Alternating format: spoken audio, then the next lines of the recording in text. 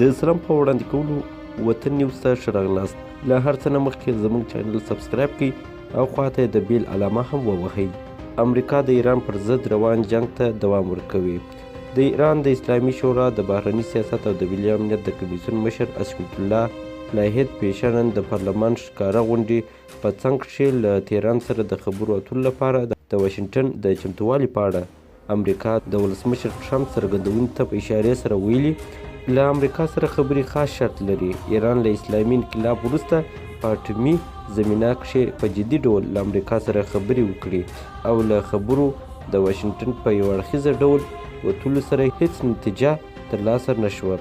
لاهید پیشه وویله ایران به په داسې خبرو کښې ګډون نه کوي چې نتیجه یې ګټونکې او بایلونکې اوسي.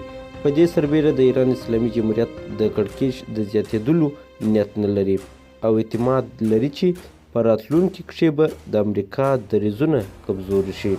هغه وویل د ایران د اسلامي جمهوریت ستراتیژي د امریکا په وړاندې مقابله او دفاع کول دي. په بل عبارت په تېرو کلونو کښې ایران له امریکا سره دښمني معلومه کړې ده او په مقابل کښې دفاعي چمتووالي ته رسېدلي دي.